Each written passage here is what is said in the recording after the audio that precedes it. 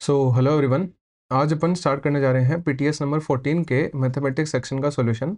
इससे पहले अपन ने बाकी के जितने भी पीटीएस हैं वो सारे भी सॉल्व कर रखे हैं और वो प्लेलिस्ट का लिंक भी मैंने डाल दिया है इस वीडियो के नीचे, तो वो आप जाके चेक कर सकते हो। तो बिना टाइम को वेस्ट किए स्टार्ट करते हैं अपन।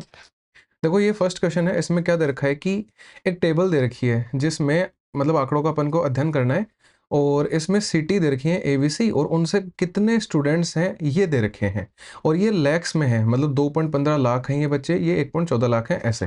फिर इसने बोला है कि रेशियो ऑफ कैंडिडेट जो हैं जो पास और फेल कर रहे हैं इन सिटीज से वो यहाँ पे गिवन है। और पूछा क्या है कि शहर जो सी है उसमें असफल उम्मीदवारों की संख्या क्या है। शहर सी में असफल उम्मीदवारों की संख्या पूछ रहा है। तो देखो असफल 4 हैं, लेकिन ये 4 कितने में से हैं। भाई देखो टोटल जो थे वो 1.56 लाख स्टूडेंट थे। अपना एक ही फॉर्मूला होता है जो हमेशा वैलिड होता है कि वैल्यू अपॉन किसकी इनटू चाहिए जिसकी।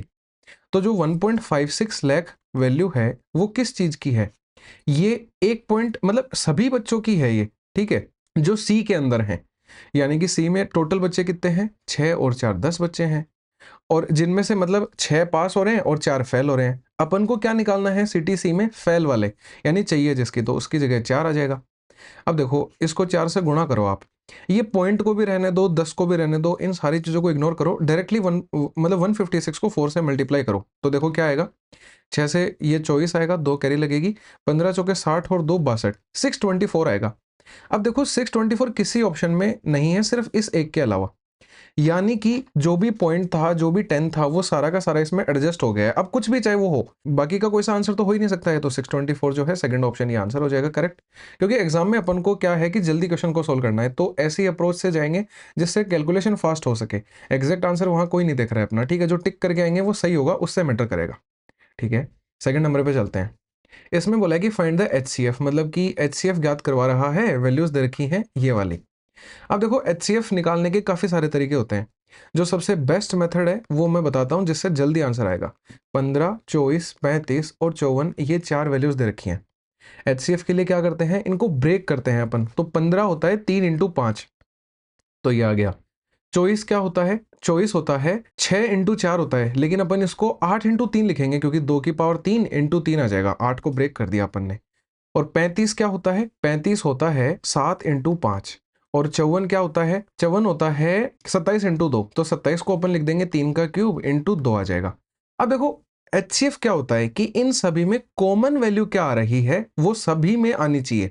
तो देखो इसमें 3 आया, इसमें 3 आया, इसमें 3 नहीं आया लेकिन मिस हो गया वो, लेकिन इसमें फिर 3 आ गया। तो मतलब एचसीएफ ऐसा कुछ भी नहीं है जो इन सब में कॉमन आ जाएगा, यानी कि कोई भी एक ऐसा पर्टिकुलर नंबर नहीं है जिससे ये चारों अपने ऑप्शंस डिवाइड हो रहे होंगे।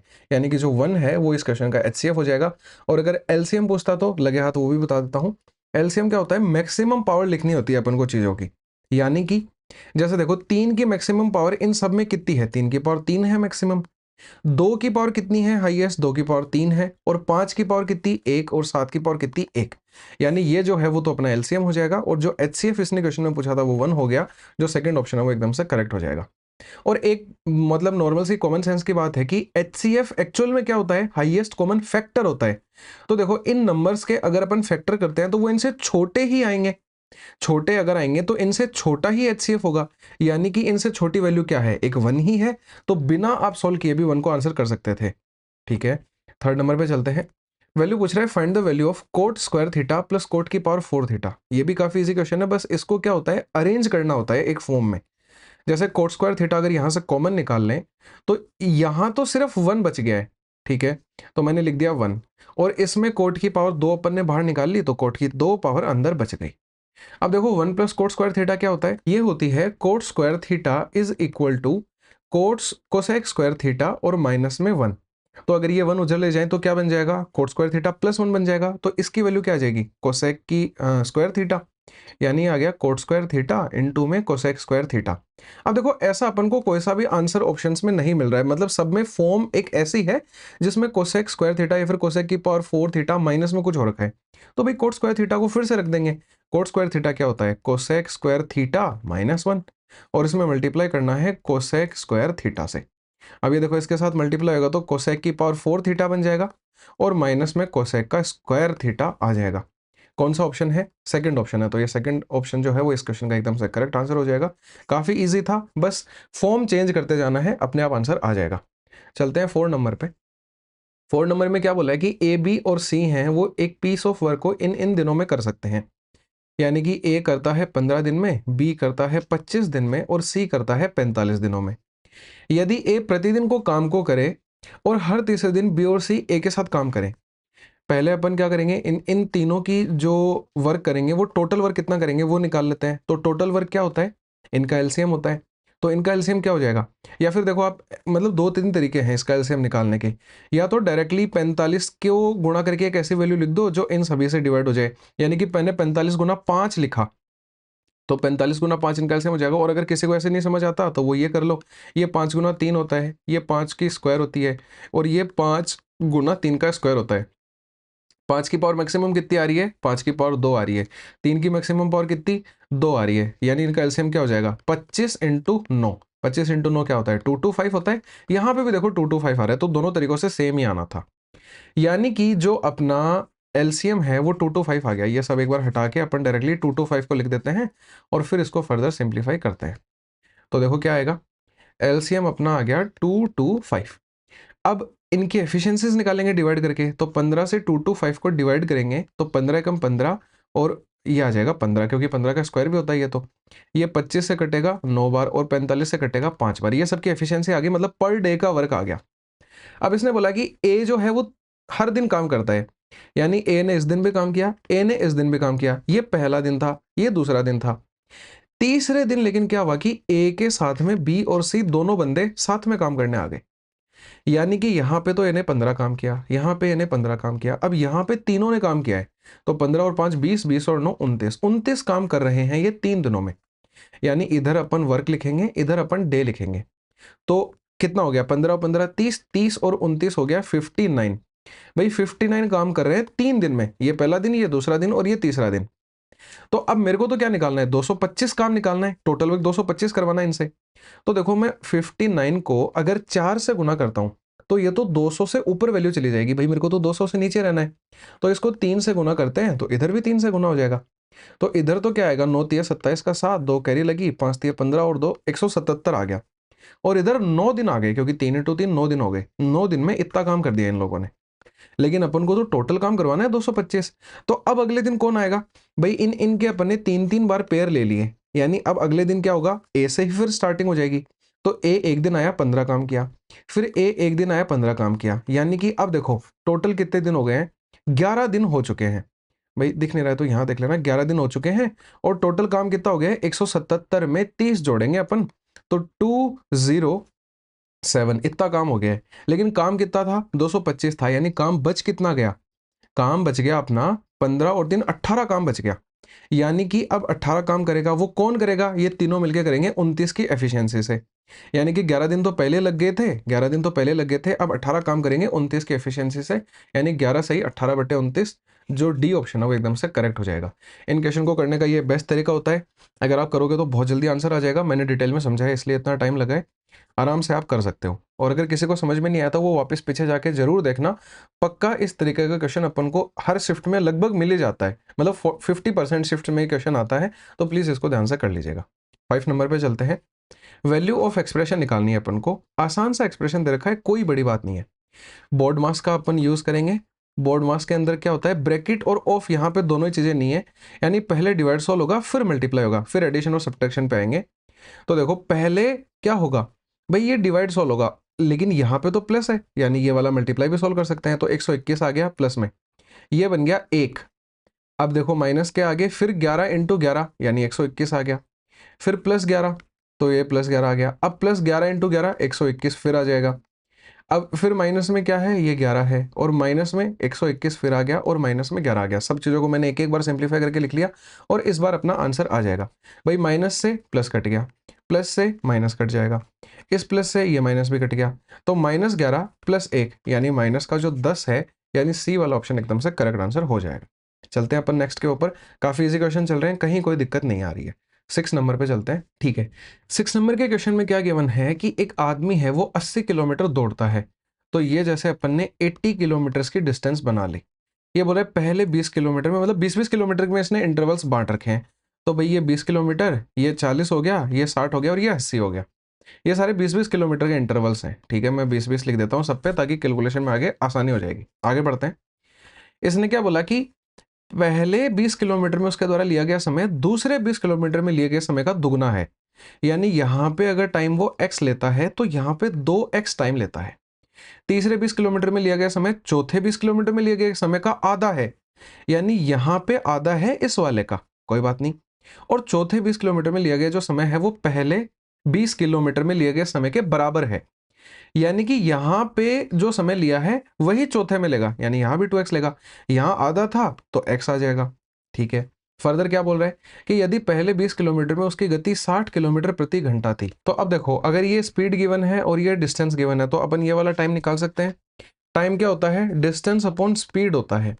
तो डिस्टेंस 20 थी, स्पीड 60 थी, यानी 1/3 आ गया। यानी कि यहाँ पे जो टाइम लिया है वो 1/3 लिया है, मतलब कि 2x की वैल्यू 1/3 है। अगर यहाँ से x की वैल्यू निकालेंगे तो वो 1/6 आ जाएगी, यानी यहाँ पे 1/6 ले रहा है, यहाँ पे भी 1/6 ले रहा है, और ये 2x के बराबर है तो ये 1/3 ले रहा है। अब इसने पूछा क्या है कि 80 किलोमीटर के लिए औसत गति, औसत गति यानी क्या होता है, एवरेज स्पीड। एवरेज स्पीड का फॉर्मूला क्या होता है, total distance upon total time. तो देखो टोटल डिस्टेंस तो अपना कितना हो जाएगा, 80 किलोमीटर। टोटल टाइम कितना हो जाएगा, 1/3 प्लस 1/6 प्लस 1/6 प्लस 1/3। तो इसको अपन सिंप्लीफाई करेंगे, यहाँ ऊपर कर रहा हूँ 80 बटे, एलसीएम ले लेंगे इन सब का तो 6 आ जाएगा। 3 से 6 2 बार जाएगा, फिर 1 आएगा, फिर 2 आएगा, फिर 1 आएगा। तो ये तो 6/6 तो 1 ही बन गया, यानी 80/1 का मतलब 80 आ गया। यानी जो एवरेज स्पीड है वो भी 80 हो जाएगी, जो सी ऑप्शन है वो एकदम से करेक्ट हो जाएगा। अपन चलते हैं 7 नंबर पे। इसने बोला कि 5 गोट और 8 sheeps can graze our field in 46 days. या क्वेश्चन में दे रखा है, एंड नहीं लिखा है, ये ध्यान से देख लेना। यानी कि 5 गोट और 8 शीप हैं, ये किसी भी फील्ड को 46 डेज में ग्रेज कर सकते हैं, 46 डे में कर सकते हैं। ठीक है, यानी कि यहां से अपन इनकी पर्टिकुलर एफिशिएंसी निकाल लेंगे। अभी बोल रहे हैं in how many days can 10 goats, 10 goats and 7 sheep, यानी कि +7 की वैल्यू ये अपन से पूछ रहे हैं कि कितने टाइम में ग्रेज कर लेंगे। तो भाई सबसे पहला काम क्या है इस क्वेश्चन में, टोटल वर्क निकालने का काम है। टोटल वर्क कैसे निकाला जाता है, देखो 5 गोट 46 दिन में किसी जो फील्ड है उसको ग्रेज कर सकती हैं, यानी एक गोट जो है वो कितने टाइम में करेगी, 46 गुना 5 ले लेगी। अरे भाई एक बकरी पूरे खेत को चढ़ने में बहुत ज्यादा टाइम लेगी, अगर 5 बकरियों को छोड़ देंगे तो वो कम टाइम में ग्रेज कर लेंगे। ठीक है, यानी कि ये एक गोट का आ गया, और अगर एक शीप का निकालेंगे तो 46 इंटू 8 आ जाएगा। अब इन दोनों का एलसीएम निकालेंगे, वही तो टोटल वर्क होगा। तो इनका एलसीएम देखो क्या आ जाएगा, इनका एलसीएम आएगा 46 इंटू 5 इंटू 8, ये एलसीएम आ गया। लेकिन अब जो गोट है उनकी एफिशिएंसी निकालेंगे तो 46 इंटू 5 से डिवाइड करेंगे तो 8 आ जाएगा। ये फॉर्म में एलसीएम लिखने का यही जो फायदा होता है। अब 46 और 8 कट जाएंगे तो इसका एलसीएम 5 आ जाएगा। यानी कि अपन को टोटल काम करवाना है 46 इंटू 5 इंटू 8। भाई इसको कभी भी आप क्या मल्टीप्लाई मत करना, क्योंकि आगे जाके वैल्यूज कटेंगी, तो क्यों अपन को कैलकुलेशन बढ़ानी है। अब देखो 10 गोट से काम करवाना है, यानी 10 इंटू 8 मतलब 80 काम करेंगे, और 7 शीप से करवाना है, 7 इंटू 5 35 करेंगे। 80 और 35 कितना हो गया, ये देखो 46 into 5 into 8 as it is आ गया, और 80 और 35 को जोड़ देंगे 115 आ जाएगा। अब इनको काट दो भाई, 5 से ये कट जाएगा 23 बार, 23 का 46 दुगना हो गया, 8 इंटू 2 करेंगे जो 16 है, जो सी वाला ऑप्शन वो एकदम से करेक्ट आंसर आ जाएगा इस क्वेश्चन का, कहीं कोई दिक्कत नहीं है, एकदम ईजी है। नेक्स्ट पे चलते हैं। इसमें बोला कि व्हाट इज द लेंथ। अच्छा एक सेकंड, एक चीज बता देता हूँ कि इसमें एंड वाला क्वेश्चन भी होता है, उस एंड वाले में बस यहाँ पे प्लस से अपन सॉल्व कर लेते हैं, वो किसी और दिन कोई टाइप आएगा तो उसमें अपन देख लेंगे। ठीक है, 8 नंबर में क्या बोला कि what is the length of the transverse common tangent, यानी कि मतलब ट्रांसवर्स, देखो दो तरीके की चीजें होती हैं कि भाई दो सर्कल दे रखे हैं, इन दोनों सर्कलों पे एक तो डायरेक्ट कॉमन टेंजेंट होती है और एक ट्रांसवर्स कॉमन टेंजेंट होती है, दो तरह की टेंजेंट्स होती हैं।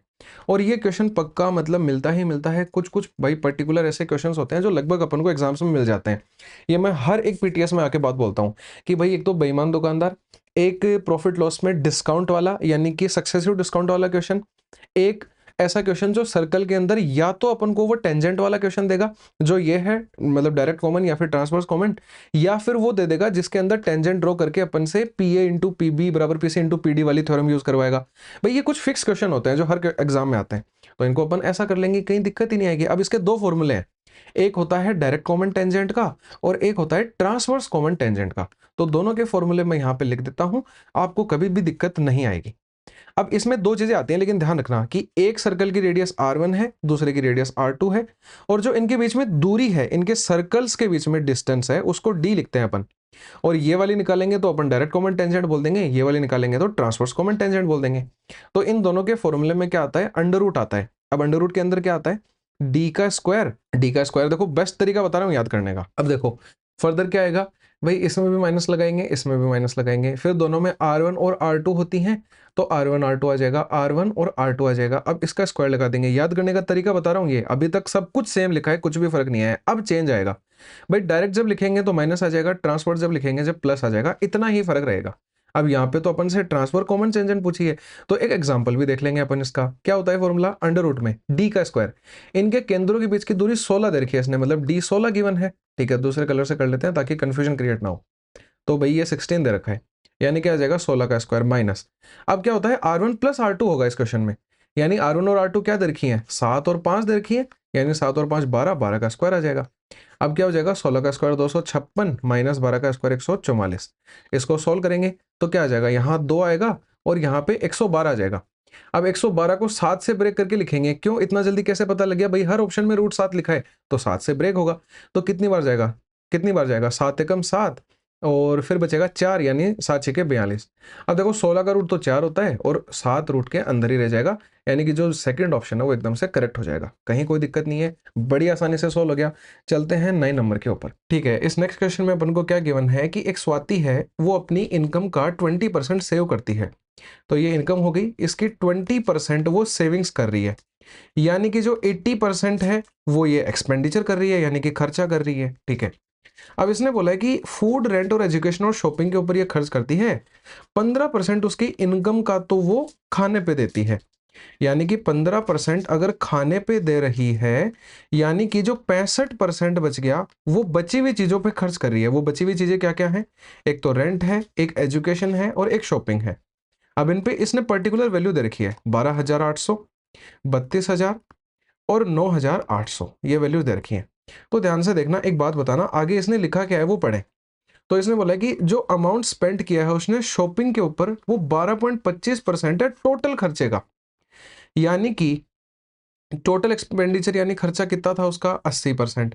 इस 80% का अगर अपन 12.25 का मतलब 12 सही 1/4, यानी ये क्या हो गया 49/4, यानी 80% का 9/4 अगर अपन निकाल लें बटा 100 होगा, तो ये इसको 20 बार काटेगा, ये 5 बार काटेगा और ये 49 आएगा ना, तो ये आ जाएगा 9.8%, यानी कि 9.8% जो है वो शॉपिंग के ऊपर खर्च करती है। और 9.8% की वैल्यू तो इसने दे रखी है, मतलब वैल्यू बटा किसकी होना चाहिए जिसकी, तो 9800 जो वैल्यू है वो 9.8% की है। अब पूछा गया क्वेश्चन में कि how much money is spent on food, यानी खाने पे कितने रुपए खर्च होते हैं, 15% होते हैं। तो भाई देखो पॉइंट हटाया, ऊपर 0 आया, 98 से 98 कट गया, 15 के आगे 3 0 अपना आंसर आ जाएगा, यानी 15,000 जो सी ऑप्शन है वो एकदम से करेक्ट हो जाएगा। नेक्स्ट वाले पे चलते हैं अपन। इसमें बोला है कि cot theta is equal to 4/3 है, और अपन से एक इक्वेशन दे रखी है इसने 5p cos square theta into sine theta is equal to cot square theta, और p की वैल्यू ही पूछ रहा है अपन से। काफी आसान है, कैसे निकालेंगे, ये देखो यहां पे कोट थीटा क्या होता है, बेस अपॉन परपेंडिकुलर होता है। तो बेस और परपेंडिकुलर अगर 4 और 3 दे रखे हैं, तो मैं कितनी बार आपको पाइथागोरन ट्रिपलेट याद करवा चुका हूं कि जब 4 और 3 बेस और परपेंडिकुलर हो तो जो हाइपोटेनियस है वो 5 अपने आप आ जाती है, क्योंकि 4 का स्क्वायर 16 होता है, 3 का 9 होता है, तो 16 और 9 25 होते हैं, 25 भाई का रूट 5 हो जाता है। तो यहाँ क्या आ जाएगा, देखो 5 इंटू में p इंटू में कोस स्क्वायर थीटा लिखना है। कोस थीटा क्या होता है, बेस अपॉन हाइपोटेनियस, यानी क्या आ जाएगा 4 अपॉन में हाइपोटेनियस 5 का स्क्वायर इंटू में sine theta perpendicular upon hypotenuse होता है, यानी 3/5 आ जाएगा, बराबर कोट स्क्वायर थीटा, यानी इसका स्क्वायर करके लिखना है, तो 4 का स्क्वायर 16 और 3 का स्क्वायर 9 आ गया। ठीक है, यहां से p इजीली आ जाएगा, क्योंकि एक बेसिक से कैलकुलेशन बन गई है। अभी कैसे बन गई है कि भाई इस 5 से इस 5 को काट देंगे, और ये 4 का स्क्वायर 16 होता है तो 16 कट जाएगा। अब देखो बची हुई चीज़ों को मैं लिख ले रहा हूँ, तो 5 के बराबर में क्या आ जाएगा भाई, 5 का स्क्वायर उधर ऊपर जाएगा तो 25 आएगा, ये 3 नीचे आएगा तो 3 इंटू 9 27 हो जाएगा। तो पी की वैल्यू 25/27 आ गई, जो सी ऑप्शन है वो आसानी से अपना करेक्ट आंसर हो जाएगा। ठीक है भाई, नेक्स्ट क्वेश्चन में अपन को क्या दे रखा है, फिर से एक सिंप्लीफिकेशन करना है। काफ़ी ईजी है ये वाला क्वेश्चन भी। इसमें 3 फॉर्मूले लगेंगे, तीनों फॉर्मूले में पहले ही नोट डाउन कर देता हूँ। एक तो होता है a माइनस बी का होल स्क्वायर, एक होता है a प्लस बी का होल स्क्वायर, और एक होता है a square minus B square. अगर आपको इन तीनों के फॉर्मूले पता है तो वेल एंड गुड है, नहीं भी पता तो मैं लिख देता हूँ। ये होता है a स्क्वायर माइनस में 2ab और प्लस में b स्क्वायर। ये होता है a square plus B square plus 2ab, और ये वाला होता है a माइनस बी इंटू में a प्लस बी। यही तीनों फॉर्मूले काम में आके इस क्वेश्चन को अपन सिंप्लीफाई कर लेंगे। तो देखो यहाँ पे आपको दिख नहीं रहा होगा अभी तक फॉर्मूला लगते हुए, लेकिन अभी लग जाएगा। भाई अपन क्या करें, इनमें से तीनों में से माइनस कॉमन ले लें। अब ये चमक कैसे रहा है मैं बताता हूँ, अप्रोच भी तो पता होनी चाहिए ना आपको। भाई 2bc लिखा है तो bc के ऊपर फॉर्मूला लगेगा तो बी स्क्वायर और सी स्क्वायर वाली टर्म ही तो आएंगी। तो मैंने माइनस कॉमन निकाल लिया, तो क्या बच गया, बी स्क्वायर प्लस में 2bc और प्लस में सी स्क्वायर। नीचे वालों में अब देखो यहाँ 2ab लिखा है, मतलब a स्क्वायर और बी स्क्वायर वाली टर्म काम में आएंगे, तो ये तो एक साथ ही लिखी है, तो इनमें तो अपन को कुछ चेंज ही नहीं करना है, और माइनस में सी स्क्वायर एज इट इज आ गया है। अब देखो क्या होगा, इन दोनों को क्लब करके अपन क्या लिख सकते हैं, लिख सकते हैं ना b प्लस सी का होल स्क्वायर, और नीचे इसको क्लब करके a प्लस बी का होल स्क्वायर लिख सकते हैं। ठीक है, और माइनस में सी स्क्वायर एज इट इज आ गया। अब देखना, ये a का स्क्वायर है और ये पूरा अगर मैं b मान लूं तो a square minus B square, यानी ये वाली आइडेंटिटी लग जाएगी, तो a minus B into A plus B आ जाएगा।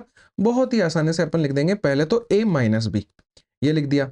अब क्या आ जाएगा, a प्लस बी आ जाएगा, यानी a प्लस बी प्लस सी। भाई ये पूरा b है, ध्यान रखना मेरे फॉर्मूले के अंदर। अब फिर से a प्लस बी, यानी क्या आ जाएगा, a plus B plus C, और अब a plus B minus C आ जाएगा, कोई दिक्कत नहीं है।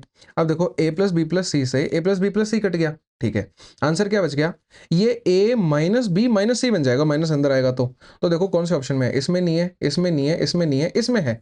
और नीचे क्या है, a प्लस बी माइनस सी, भाई दे रखा है बिल्कुल, यानी जो डी ऑप्शन है वो एकदम से करेक्ट आंसर है। 2 लाइनों में आंसर वाला क्वेश्चन था, बस अपन को क्या करना है, इसको ऐसी फॉर्म में बदलना है कि आसानी से आंसर आ सके। 12 नंबर पे चलते हैं। इसमें बोला कि एक पाई चार्ट दे रखा है, 850 बिलियन रुपए स्पेंड करे गए हैं 2019 के अंदर। ठीक है, ये पूरा 2019 का डेटा दे रखा है अपन को।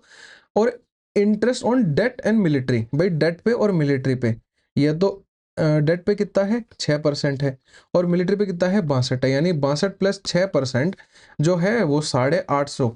एक फॉर्मूला दिमाग में, वैल्यू अपॉन किसकी इंटू चाहिए जिसकी, तो वैल्यू अपॉन किसकी है 62 प्लस 6 68 की है, चाहिए किसकी value, would have been total expenditure. Total तो 100% होता है अपने आप में। ठीक है भाई, परसेंट से परसेंट कट गया तो वो लिखने की नीड ही नहीं है। 17 से 4 बार, 17 से 5 बार, 4 से 100 काटेंगे 25 बार, 25 इंटू 5 हो जाएगा 125। 125 किस ऑप्शन में है, इसमें है, और आगे एक जीरो ये वाला भी तो आएगा, तो 1250 अपना आंसर आ गया। और बिलियंस में ही आएगा, क्योंकि ये भी बिलियन में डेटा दे रखा था, वो अपन ने लिखा नहीं। बड़ी ही आसान आसान क्वेश्चन है आज के पेपर के सारे, नॉर्मल नॉर्मल कैलकुलेशन चल रही है। ठीक है, नेक्स्ट पे चलते हैं। 30 नंबर के क्वेश्चन में क्या गिवन है कि एक शंकुआकार बर्तन है, यानी कि शंकु के आकार का बर्तन है। शंकु ऐसा होता है कोन। इसने बोला है इस कोन की जो त्रिज्या है यानी रेडियस 21 है और तिर्यक ऊंचाई 26 है, मतलब ये एल की वैल्यू अपन को 26 गिवन है। ये बोल रहा है कि अगर बर्तन के घुमावदार हिस्से को सफेद रंग से रंगना है, यानी कि सफेद रंग वो कहाँ कर रहा है, इस वाले एरिया पे रंग कर रहा है बाहर की ओर, यानी कि कर्व्ड सरफेस एरिया पे रंग कर रहा है। यानी अपन कर्व्ड सरफेस एरिया निकालेंगे, क्या होता है शंकु का, पाई आर एल होता है। ये मेंसुरेशन वाले फॉर्मूले भाई रट लेना आप। यहाँ पे अगर चाहो तो मैं कौन के सारे फॉर्मूले लिख भी देता हूँ। देखो सी एस ए क्या होता है, पाई आर एल होता है। टी एस ए क्या होता है, पाई आर और एल प्लस आर आ जाता है, और कोई फर्क नहीं होता। फर्दर क्या होता है, अगर अपन को वॉल्यूम निकालनी है तो ये होती है 1/3 पाई आर स्क्वायर एच। एक फॉर्मूला और बचता है, वो ध्यान रखना, एल की वैल्यू अगर निकालनी है तो अंडर रूट में H square plus R square आता है, जिसमें एच अपनी ये नॉर्मल वाली हाइट होती है। अब एक बात बताना चाहता हूँ, अच्छा एक चीज और, ये 72.75 नहीं है, ये 2.75 दे रखा था, इसको सही कर लेना, ये रुपए का साइन था यहाँ पे। ठीक है, अब देखो 1 सेंटीमीटर स्क्वायर के लिए इतने रुपए लगते हैं, तो इतने सेंटीमीटर स्क्वायर के लिए इसको 2.75 से गुणा कर देंगे, और यही अपना आंसर है। तो देखो पाई की वैल्यू 22/7, रेडियस इसने 21 दे रखी है, एल की वैल्यू 26 है, और 2.75 से गुणा करना है, तो अपन ये पॉइंट हटा के बटे 100 लगा देंगे, कोई दिक्कत नहीं है। अब नॉर्मल से ये कैलकुलेशन आ गई है, इसको सोल्व कर लेंगे। 7 से 21 3 बार कटेगा, और अगर अपन इसको 25 से काटते हैं तो 4 बार कट जाएगा, 25 से ये कटेगा 11 बार। अब देखो क्या होगा, 2 से काटा 2 बार, 2 से 13 बार, फिर इस 2 से 22 को 11 बार काट देंगे। अब 11 इंटू 11 तो 121 हो गया, और 3 इंटू 13 करेंगे तो 39 हो गया। भाई एक बात बताओ, मल्टीप्लाई करना पड़ेगा क्या? नहीं करना पड़ेगा भाई, फास्ट करना है क्वेश्चन। 1 गुणा 9 यूनिट डिजिट, तो 9 आंसर आएगा, यानी ये वाला हो जाएगा। ठीक है, यहाँ पे आप डिजिटल सम भी लगा सकते थे, यहाँ पे आप यूनिट डिजिट भी लगा सकते हो, कैसे भी लगाओ, आंसर जल्दी निकालना है बस। ठीक है, तो ये आंसर हो जाएगा। अपन 40 नंबर पे चलते हैं। 40 नंबर में क्या बोला है कि ए इज प्रोपोर्शनल टू बी, यानी कि ए प्रोपोर्शनल है बी के। प्रोपोर्शनल अगर का साइन हटाते हैं, प्रोपोर्शनल का साइन हटाते हैं तो बराबर में एक कोई कांस्टेंट आ जाता है और बी आ जाता है, यही होता है प्रोपोर्शनलिटी का मतलब। या फिर आप इसको ए अपॉन बी भी लिख सकते हो, क्योंकि देखो अभी भी के की वैल्यू निकालेंगे तो ए अपॉन बी आएगा, पर अपन ऐसे ही रख लेंगे। आगे पढ़ते हैं, बी की वैल्यू जो है वो कोई एक और प्रोपोर्शनलिटी का कांस्टेंट है, ये अगर k1 है तो यहाँ k2 मान लेते हैं, इसकी वैल्यू है 1/c²। और अगर सी की वैल्यू देखें तो वो k3 मान लिया प्रोपोर्शनलिटी का कांस्टेंट, और 1/d आ गई। भाई हर बार सेम नहीं आएगा ना प्रोपोर्शनलिटी वाला कांस्टेंट, इसलिए मैंने हर बार अलग अलग माना है। अब ये बोल रहा है कि रिलेशन बताओ ए और डी के बीच में। अरे भाई ए बराबर है k1 इंटू बी के, बी बराबर है k2 इंटू 1/c² के, यानी कि मैं ए बराबर k1 को रहने देता हूँ, बी की जगह पे लिख सकता हूँ k2 इंटू 1/c²। सही बात है। अब ए देखो बराबर में क्या आ जाएगा, k1 k2 इंटू 1/c का स्क्वायर करना है, सी का स्क्वायर करना है, यानी इसका स्क्वायर आ जाएगा, यानी क्या आ जाएगा, k3 का स्क्वायर, k3 का स्क्वायर है, k3 का स्क्वायर इंटू में 1/d का स्क्वायर, तो 1/d का स्क्वायर, यानी d ऊपर चला जाएगा। अब देखो k1 k2 और k3 तो प्रोपोर्शनलिटी के कांस्टेंट थे, तो इनको फिर से अपन बदलेंगे तो ये प्रोपोर्शनल के साइन में ही बदल जाएंगे, इनसे कोई फर्क नहीं पड़ेगा, ये कांस्टेंट वैल्यू है और ये d के स्क्वायर के प्रोपोर्शनल आ जाएगा। और ऐसा अपन को सी ऑप्शन में देखा है, यानी सी अपना एकदम से करेक्ट आंसर हो जाएगा, कहीं कोई दिक्कत नहीं है। इतने आसान आसान क्वेश्चन चल रहे हैं। नेक्स्ट पे 12 नंबर पे चलते हैं। 12 नंबर के क्वेश्चन में अपन को क्या गिवन है कि एक सुरेश है, वो दिनेश से 7/5 गुना तेज दौड़ता है। तो इस क्वेश्चन को आसान बनाने के लिए आप क्या कर सकते हो कि जैसे सुरेश की स्पीड को 7 मान सकते हो और दिनेश की स्पीड 5 हो जाएगी। ठीक है, अब इसको देखते हुए सुरेश ने एक दोस्ताना मतलब दोस्ताना दिखाया और उसने बोला कि दौड़ प्रतियोगिता में दिनेश को उसने 50 मीटर की बढ़त दे दी, यानी कि ये दौड़ थी यहां से लेके यहां तक। अब यहाँ पे सुरेश खड़ा है, इसने बोला दिनेश को कि भाई तेरी स्पीड कम है तो तू 50 मीटर आगे खड़े हो जा, कोई दिक्कत नहीं है। अब क्या हुआ कि सुरेश और दिनेश जिस शुरुआती बिंदु पर मिलते हैं वहां से उनकी दूरी क्या होगी, मतलब ये दूरी पूछ रहा है कि किस दूरी पे मिलेंगे। तो आप इसमें चोर पुलिस वाला कंसेप्ट भी लगा सकते हो, डायरेक्ट कैलकुलेशन भी कर सकते हो, आंसर आना चाहिए बस। अब देखो इसकी स्पीड कितनी है 7, इसकी स्पीड कितनी है 5, ये इसको पकड़ेगा कहाँ पे, मतलब जहां पे मिलते हैं वो पकड़ने वाला पॉइंट तो हो गया जो चोर पुलिस वाला कंसेप्ट होता है। तो भाई अगर इसकी स्पीड और इसकी स्पीड बराबर होती तब तो ये दोनों भागते रहते 50 मीटर की दूरी से ही, यानी कभी नहीं पकड़ पाता। मतलब सुरेश की स्पीड कुछ ज्यादा होगी जब ही तो वो पकड़ पाएगा। ज्यादा कितनी है 2, उसकी स्पीड ज्यादा है, 50 मीटर की ये दूरी तय कर रहे हैं। टाइम अगर निकालना है कि कितनी देर में पकड़ लेगा, तो भाई 50 मीटर की दूरी 2 की स्पीड से तय करेंगे तो ये 25 सेकंड में पकड़ लेगा इसे। तो अब अगर कोई अपन से ये पूछता है कि ये इसको कितनी देर में पकड़ लेगा, तो देखो 25 सेकंड तक ये भागे और ये यहां से लेके ही तो भागे हैं, यानी 25 इंटू 7 मतलब 175 सेकंड में पकड़ लेगा। अब कई बच्चों के क्या दिमाग में आएगा कि अपन भाई 5 वाली दिनेश वाली स्पीड से भी तो निकाल सकते हैं, तो हाँ निकाल सकते हैं। 25 इंटू 5 मतलब 125 मीटर पे पकड़ लेंगे, लेकिन पकड़ नहीं पाएगा, अभी भी उनमें 50 सेंटीमीटर ये वाला अपन को कवर और करना होगा।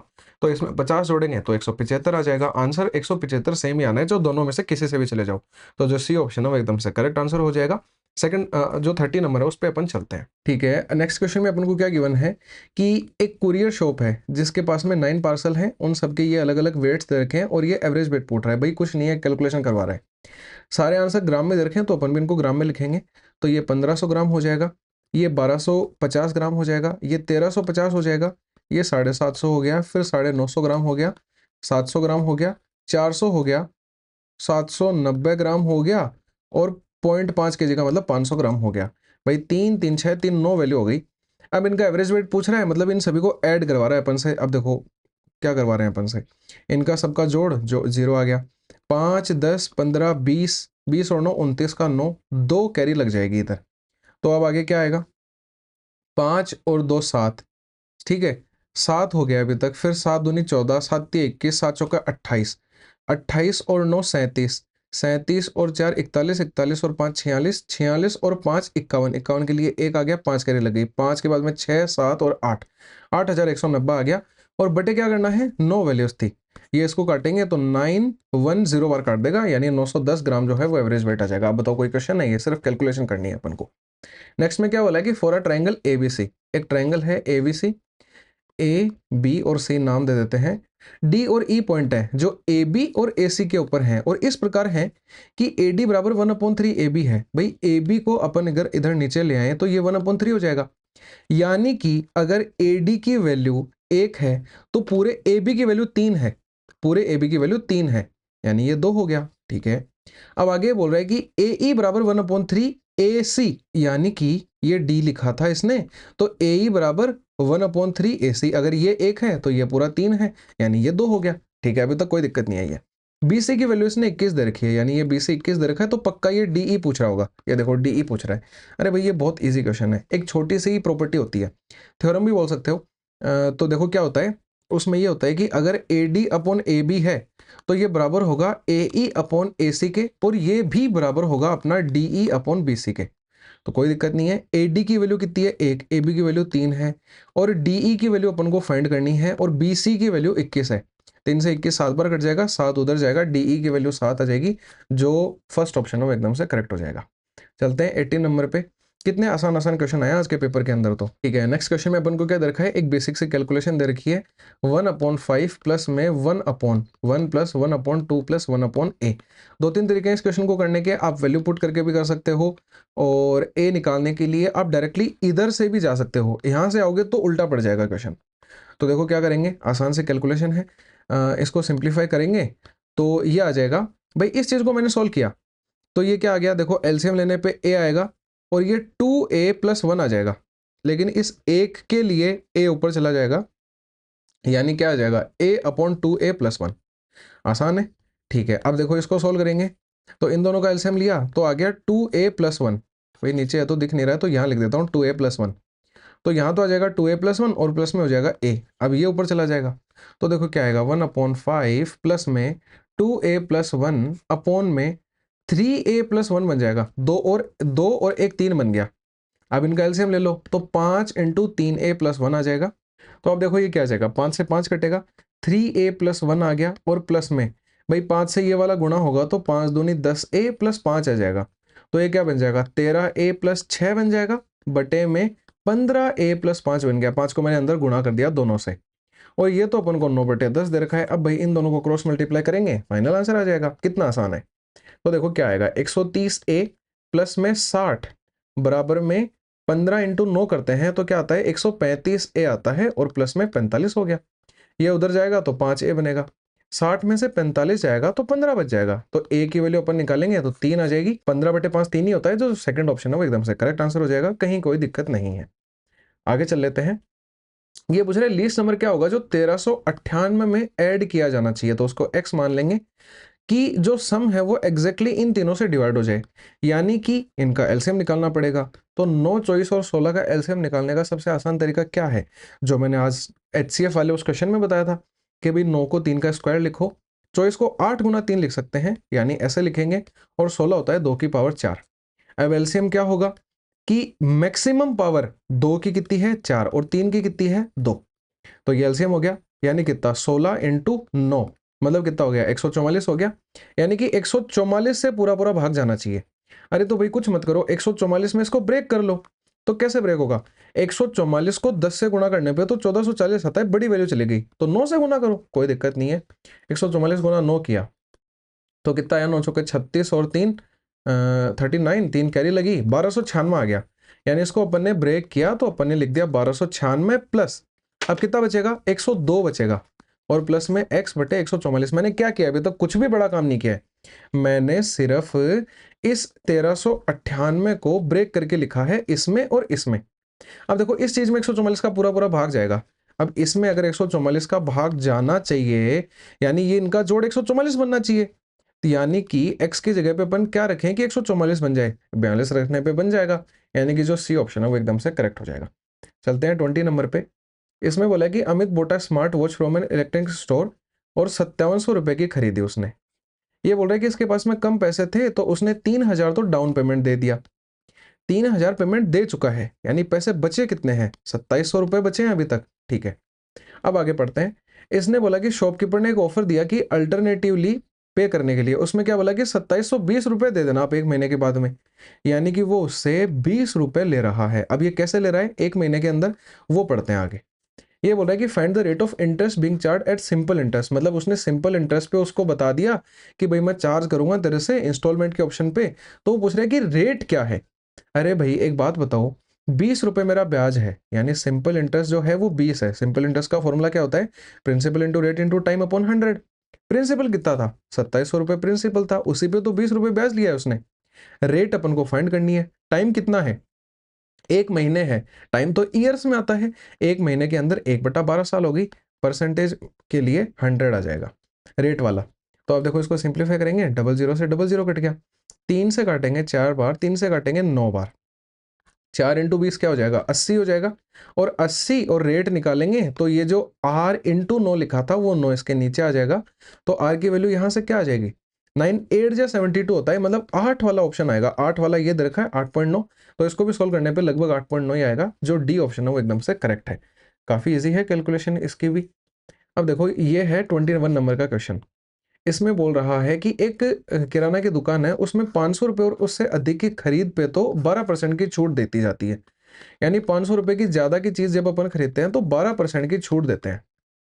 250 रुपये से ऊपर की चीज खरीदते हैं 500 रुपये तक तो 7% की छूट देती है, मतलब 250 से लेके 500 रुपये की चीज पे सिर्फ 7% की छूट है। आगे पढ़ते हैं।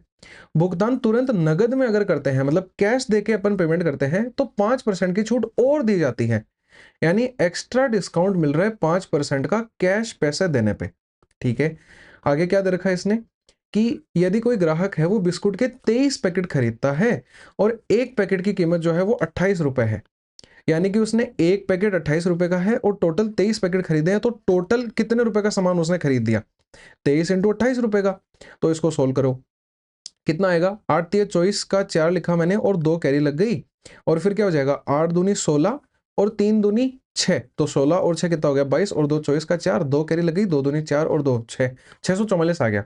इसने 644 रुपए का सामान खरीदा, मतलब 500 से ज्यादा का सामान खरीदा, यानी पहले तो इसको 12% की छूट मिलेगी, यानी 644 इंटू में 88/100 का सामान मिलेगा। फिर इसे 5% छूट और मिलेगी, यानी 95/100 में इसको सामान मिल जाएगा। अब ये वाली अपन कैलकुलेशन करेंगे और अपना आंसर आ जाएगा। तो अब भाई कैलकुलेशन तो मैं क्या ही करूँ, आप कर लेना और फाइनल आंसर निकाल लेना, क्योंकि अपन को तो सिर्फ कंसेप्ट समझने हैं। 22 नंबर पे चलते हैं। इसने बोला कि लिटरल सरफेस एरिया फाइंड करना है एक हेमिस्फेयर का। हेमिस्फेयर क्या होता है, अर्धगोला होता है, मतलब अर्धगोला कुछ इस तरीके का, जिसका वॉल्यूम इसने दे रखा है। कुछ नहीं करना, दो फॉर्मूले होते हैं। लेटरल सरफेस एरिया तो क्या होता है 2πr², भाई पूरे स्फेयर का तो 4πr² होता है, आधा कर देंगे तो 2πr² हो जाएगा। और वॉल्यूम क्या होती है उसकी, तो 4/3πr³, इसकी 2/3πr का क्यूब होती है, यानी कि 2/3πr³ की वैल्यू तो दे रखी है 4851/2। यहां से अगर अपन r³ की वैल्यू निकालें तो वो क्या आ जाएगी 4851/2, 2/3 इधर आके 3/2 बन गया, पाई 22/7 होता है, वो इधर आके 7/22 बन गया। ये r³ की वैल्यू है, पहले तो r निकालना पड़ेगा वरना तो आगे सिंप्लीफाई नहीं कर पाएंगे। तो देखो कैसा करते हैं कि ये 11 से कट रहा है, 11 से 4 बार, फिर 11 से 4 बार, और फिर 11 से 1 बार, ये 11 से 2 बार कट गया। अब क्या होगा, देखो 2 इंटू 2 इंटू 2, तो इसका तो क्यूब रूट बन जाएगा।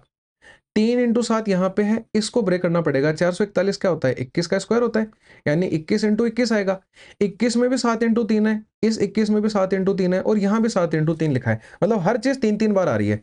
मतलब अगर आर निकालेंगे क्यूब रूट लेके तो 7 इंटू 3/2 आ जाएगा, यानी यार क्या आ गया 21/2। ठीक है, 21/2 लिख के रख लेते हैं, इसने तो अपन से ये पूछा था, तो क्या आ जाएगा 2 इंटू 22/7 इंटू आर का स्क्वायर, मतलब 21/2 इंटू 21/2। बहुत ही आसान से कैलकुलेशन है। 7 से 21 कटेगा 3 बार, इस 2 से ये 2 कट गया, इस 2 से ये 11 बार कट जाएगा। 21 इंटू 3 63 हो गया, 63 इंटू 11 करेंगे, 11 का रूल बताया हुआ है मेरा बहुत ही आसानी से मल्टीप्लाई करने के लिए, तो 693 जो है वो सी ऑप्शन एकदम से करेक्ट आंसर हो जाएगा। चलते हैं 23 नंबर पे। कंपाउंड इंटरेस्ट पूछ रहा है 13,500 रुपए पे, मतलब प्रिंसिपल दे रखा है 13,500, 20% की रेट है, रेट 20% दे रखी है, 2 साल के लिए, टाइम 2 साल दे रखा है, लेकिन इंटरेस्ट जो है वो हाफ ईयरली कंपाउंड हो रहा है। सेम क्वेश्चन अपना पहले पीटीएस में भी आया है और मैंने वहां पे भी ये लाइन बोली थी कि हाफ ईयरली का मतलब है कि जो टाइम है वो तो दुगना हो जाता है, यानी 4 साल बन जाएगा, और रेट आधी हो जाती है, यानी 10% बन जाएगी।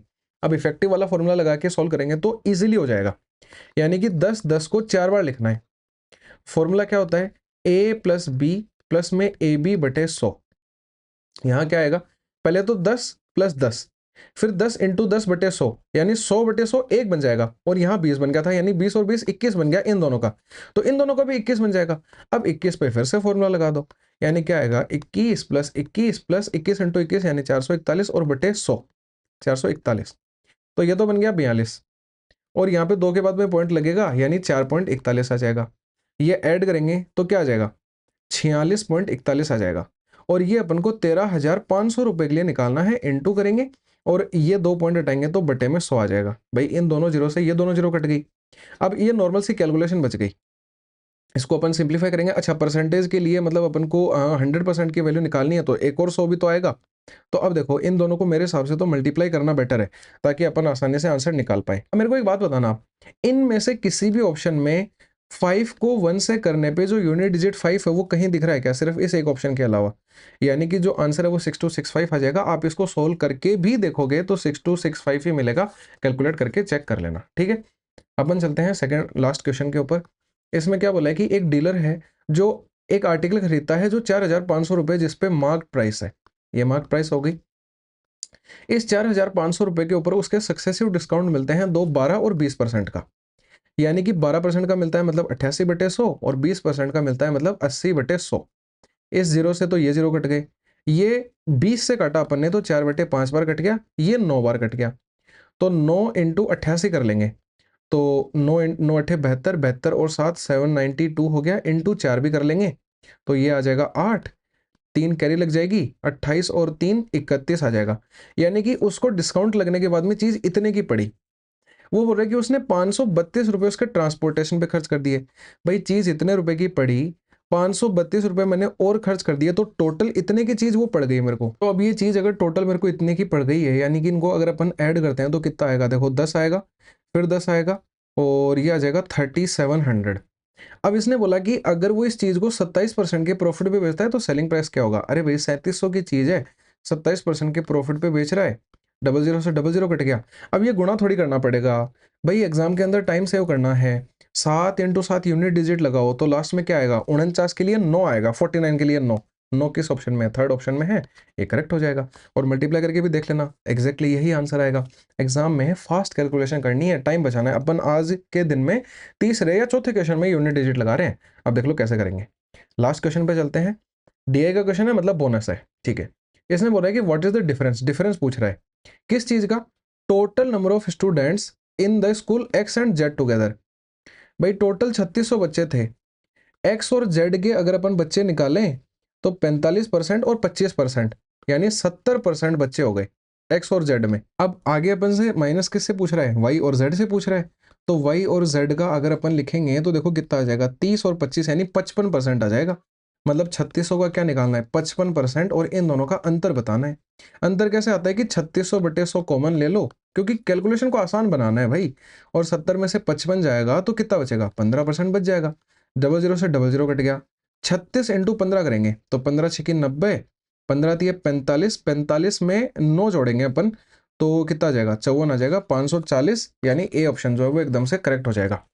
तो अब आप एक बात बताओ, आज के पेपर में अपन को क्वेश्चन मुश्किल लगे, नहीं लगे? सारे क्वेश्चन एकदम इजी थे, बस एक दो क्वेश्चन ऐसे थे जिनको आप स्किप करके नेक्स्ट बार में भी अटेम्प्ट करते तो आसानी से आंसर आ जाता, क्योंकि मुश्किल कोई नहीं था। या तो कैलकुलेटिव थे या फिर ऐसे क्वेश्चन थे जो एक बार में टिक हो के, या तो यूनिट डिजिट लग रहा था या फिर कुछ भी लग रहा था, चाहे आंसर अपन को जल्दी निकालने हैं बस पेपर के अंदर। तो इसी तरीके से मिलते हैं अपन अगले पीटीएस के सॉल्यूशन के साथ में। बाकी अगर आपको कंप्लीट सिलेबस करना है तो उसकी प्लेलिस्ट भी अपन ने बना रखी है, वो भी आप जाके चेक कर सकते हो। कोऑर्डिनेट ज्योमेट्री चैप्टर चल रहा है अभी, ठीक है। तो मिलते हैं अपन अगले सेशन में, तब तक के लिए बाय बाय, टेक केयर।